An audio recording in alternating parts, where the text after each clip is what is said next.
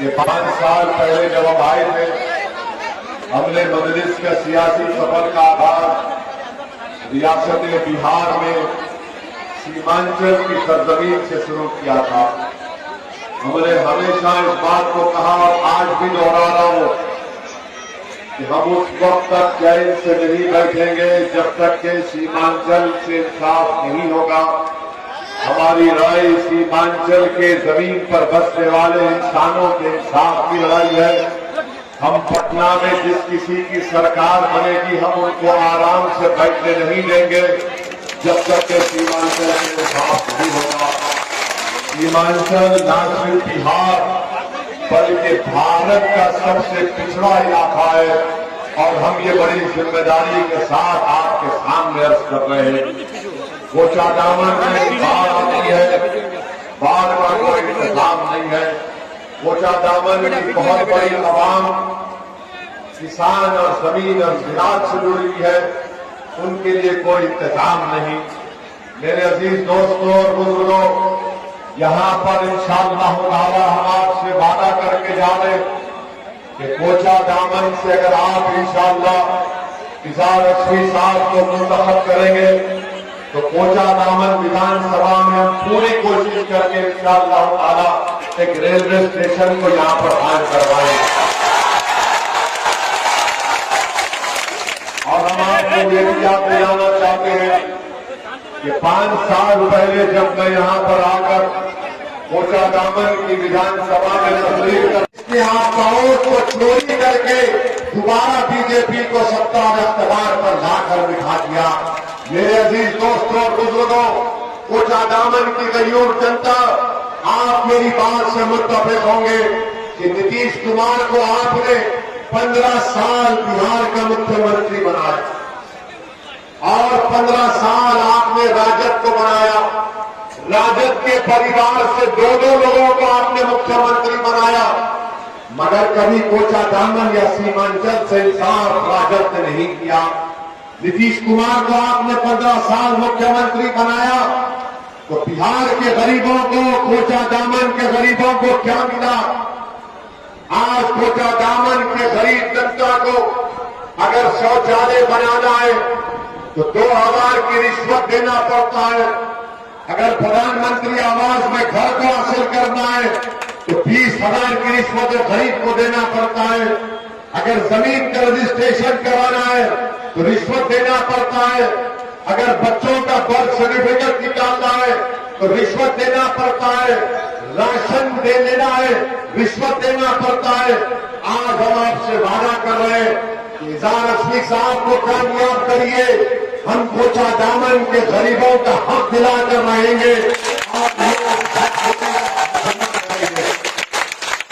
आज आप देखते हैं कि जहां पर अलीगढ़ मुस्लिम यूनिवर्सिटी का कैंपस बनाया गया, नीतीश कुमार ने उस जमीन पर कोर्ट ने स्टे लगा दिया। नीतीश कुमार ने कोर्ट का स्टे नहीं लगाया। अलीगढ़ मुस्लिम यूनिवर्सिटी का एक मामूली सा कैंपस है, वहां पर एमबीए और बीएड की कोचिंग कोर्सेस है। बीएड के कोर्स पर नरेंद्र मोदी की सरकार ने पाबंदी लगा दी। नीतीश कुमार कुछ नहीं कर सकते।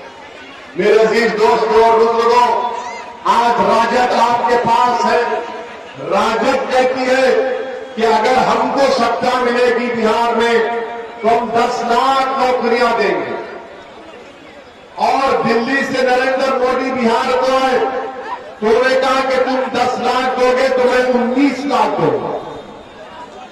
ये कोई मजाक है, कोई अलादीन का चिराग है कि घसने से नौकरी निकलना शुरू हो जाता है। किशनगंज में, कोचा दामन में रोड नहीं बनाते, आप नौकरी देंगे। अस्पताल नहीं बनाते, नौकरी देंगे। स्कूल में टीचर का इंतजाम नहीं है, नौकरी देंगे। बच्चे और बच्चियों के लिए कॉलेज का इंतजाम नहीं करते, आप नौकरियों का वादा करते हैं।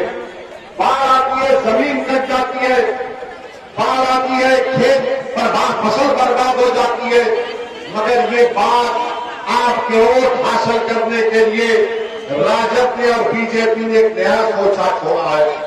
मैं जेडीयू के जो यहाँ के उम्मीदवार हैं, हम उनसे जानना चाहते कि क्या नीतीश कुमार ने नहीं कहा था कि मैं संघ मुक्त भारत करूंगा, और आज नीतीश कुमार नरेंद्र मोदी के साथ बैठे हैं।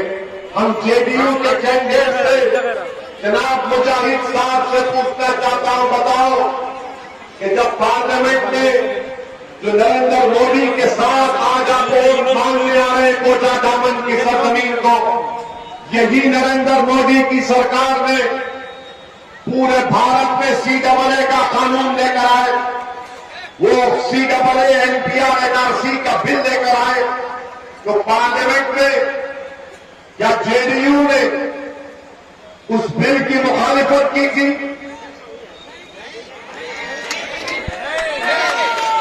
आप खुद जवाब दीजिए, क्या जेडीयू ने उस बिल की मुखालिफत की थी? राजद का तो कोई एमपी ही नहीं है, फिर भी हमको वोट कटवा। 40 लोकसभा की सीट बिहार में राजद का एक भी नहीं जीता, और पार्लियामेंट में जब बिल लेकर आए, पार्लियामेंट में जब बिल लेकर आए तो कौन उठा? पूछो ये कांग्रेसियों से, किसने भारत की पार्लियामेंट में 540 के ऐवान में अगर किसी ने उठकर नरेंद्र मोदी की सरकार के सामने बेबाक तरीके से खुलकर सच्चाई को बयान कर कहा कि CAA का कानून भारत के संविधान और आईन के खिलाफ है, ये मजहब के नाम पर मुसलमानों से नाइंसाफी करता है, और हमने नरेंद्र मोदी की सरकार के सामने बता दिया कि जिस तरह महात्मा गांधी ने जनूबी अफ्रीका में सफेद फार्म हुकूमत के कानून को फाड़ा था, हमने नरेंद्र मोदी से कहा इस कानून को बताओ जेडीयू के कैंडिडेट, तुम आज कोटा दामन की जनता से वोट मांगने आ रहे हो, तुम्हारा मौकफ क्या है CAA NPR NRC पर? याद रखो कोटा दामन की जनता, याद रखो सीमांचल की मेरी गलियों गवाम, मेरी मां और बहनों, सुनो इस दीवाने की बात को। CAA NPR NRC आइंदा साल से बीजेपी लागू करने वाली है। क्या हुआ आसाम में? आसाम में 15 लाख लोग के नाम नहीं आए, सुप्रीम कोर्ट ने उसको करवाया था। 5 लाख मुसलमान के नाम थे, 15 लाख हमारे गैर मुस्लिम भाइयों के नाम थे। तो बीजेपी ने आसाम में कह दिया कि जो 15 लाख हमारे गैर मुस्लिम भाई हैं, उनको नरेंद्र मोदी CAA से भारत की सिटीजनशिप शहरियत देगा, और जो 5 लाख आसाम में मुसलमान के नाम नहीं आए, उनको कोर्ट में जाना पड़ेगा, उनको अपनी शहरियत साबित करने के लिए। उस वक्त तक उनको भारत का सिटीजन नहीं करार दिया जाएगा। इसीलिए हम आपसे कह रहे कि CAA NPR NRC के रूल हमारे वजूद की, हमारे बहा की राय है, और ये नीतीश कुमार, ये जेडीयू और आरजेडी, इनमें कम नहीं है कि बीजेपी को रोक सके। आज RSS के लोग कहते, RSS के मोहन भागवत ने बयान दिया कि भारत के मुसलमानों को भटकाकर CAA के कानून में उनसे एहतजाज करवाया गया। हम आज कोटा दामन में खड़े होकर RSS के मोहन भागवत को पैगाम दे रहे कि मोहन भागवत, हम कोई दूध पीते बच्चे नहीं है कि तुम्हारी मीठी मीठी बातों में आकर नींद की सो जाएंगे। हम जानते हैं कि तुम CAA के जरिए हमको नुकसान पहुंचाना चाहते हो, और हम मोहन भागवत को, नीतीश कुमार को, नरेंद्र मोदी को, राजद को, कांग्रेस को कोटा दामन से पैगाम दे रहा हूं, आपके भरोसे पर पैगाम दे रहा हूं कि जब अल्लाह के फजल करम से इंशाअल्लाह ताला पूरे मुल्क में कोरोना खत्म हो जाएगा, अल्लाह के करम से उसका इंजेक्शन वैक्सीन निकलेगा, जैसा ही कोरोना खत्म होगा, कोटा दामन से दोबारा लड़ाई शुरू होगी CAA की। क्या आप हमारा साथ देंगे उस लड़ाई में? आप हमारा साथ देंगे उस लड़ाई में? तो हम तमाम मिलकर एहतजाज करेंगे। हमको अपने आप को बचाना है, इन मासूम बच्चों के मुस्तकबिल को बचाना है। और नरेंद्र मोदी की सरकार जिस तरह आसाम में 5 लाख मुसलमानों से कहेंगे कि कोर्ट को जाओ, और इनके अजाइम में सीमांचल है। जाकर देख लो कि बीजेपी के आरएसएस के लोगों ने बयान दिया कि सीमांचल में घुसपैठी घुस गए। मैं आपसे सवाल कर रहा हूं, मेरे सवाल का जवाब आपको देना पड़ेगा ताकि कोचा दामन के जेडीयू के कैंडिडेट को मालूम हो जाए, नीतीश कुमार को मालूम हो जाए, नरेंद्र मोदी को मालूम हो जाए, राजद के लोगों को मालूम हो जाए क्या सीमांचल में घुसपैठी है या भारत के लोग हैं। जवाब दो, सीमांचल में भारत के लोग हैं ना? क्या घुसपैठी है सीमांचल में? तो बताओ नीतीश कुमार के कैंडिडेट, तुम्हारी जबान खामोश क्यों है? तुम जिस पार्टी का साथ दे रहे हो वो आरएसएस के लोग सीमांचल के सहयोग आराम पर उंगली उठा रहे, हमारी वफादारी पर शक कर रहे। अरे जेडीयू राजद वालों, आरएसएस वालों, अगर हमारी वफादारी देखना है तो कोचा दामन के कब्रिस्तानों में जाकर देखो, हम सीना तान कर जमीन पर हमको जिंदा रखेगा, सीना तान कर जिएंगे, अपने हक के लिए लड़ेंगे, अपने बच्चों की तालीम के लिए लड़ेंगे, अपनी बच्चियों की तालीम के लिए लड़ेंगे। मेरे अजीज दोस्तों और बुजुर्गों, ये मिजाज आपको देना है और हम आपके दरमियान में खड़े होकर इज़ार लक्ष्मी से कहना चाहते हैं कि इज़ार साहब, जब आप अल्लाह के फजल करम से कोचा दामन की जनता की दुआ और की वजह से कामयाब होंगे, तो जब आप पटना को जाएंगे तो पटना की विधानसभा में इज़ार लक्ष्मी साहब आपको कोई भी मुख्यमंत्री बने, हम तो उम्मीद करते हैं कि उपेंद्र कुशवाहा बिहार का नया मुख्यमंत्री बने। मुख्यमंत्री जो भी होगा, इज़हार खड़े होकर उसकी आंख में आंख डाल कर कहेगा कि मुझे कोचा दामन की गयूर जनता ने मुझे भिजाया है, मैं न अपनी गर्दन को झुकाऊंगा, न अपनी नजरों को नीचा रखूंगा, बल्कि मैं इस असेंबली में खामोश बैठने के लिए नहीं आया हूं। मैं इस असेंबली में मसाइल उठाऊंगा, हमारे कोचा दामन की जनता की तकालीफ को बयान करूंगा और लड़कर कोचा दामन के जनता के मसाइल को हल करूंगा। क्या आप चाहते हैं कि इज़हार इस तरह से काम करे जो मैं कह रहा हूं? इज़हार लक्ष्मी साहब हाथ उठाकर जनता को आपका खून दे दीजिए कि आप लड़ेंगे कोचा दामन की गरीब जनता के लिए। मेरे अजीज दोस्तों और बुजुर्गों, अगर आज बीजेपी को कोई कोचा दामन से हरा सकता है तो कौन हरा सकता है? बोलो आप। कोचा दामन से अगर कोई बीजेपी जेडीयू को हरा सकता है, आरएसएस को हरा सकता है, तो कौन हरा सकता है?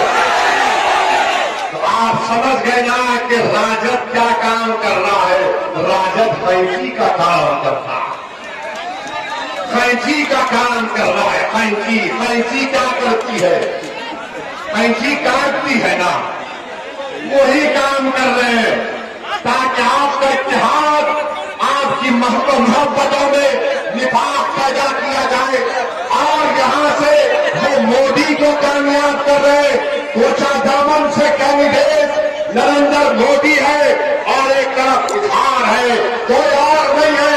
अगर मोदी को लाना है तो नीम को साथ देना पड़ेगा। कोचा दामन में मुकाबला है तो मोदी का और एसी का है।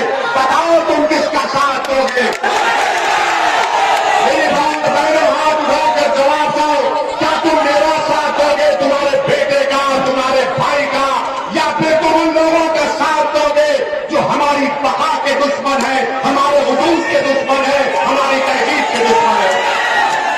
तो मेरे अजीज दोस्तों और बुजुर्गों, 7 नवंबर के दिन आपको अपना एक रिकॉर्ड अपने घर से निकलिए और बटन छाप पर बटन दबाकर कोचा दामन में नई तारीख बनाइए। और जितने वादे हम कर रहे हैं, इंशाअल्लाह ताला कामयाबी के बाद हम खुद आएंगे किशनगंज को, कम से कम साल में 2-3 मरतबा आएंगे। आकर पकड़ कर बोलेंगे बताइए जनाब कोचा दामन में क्या काम कुछ कर रहे हैं या नहीं कर रहे हैं।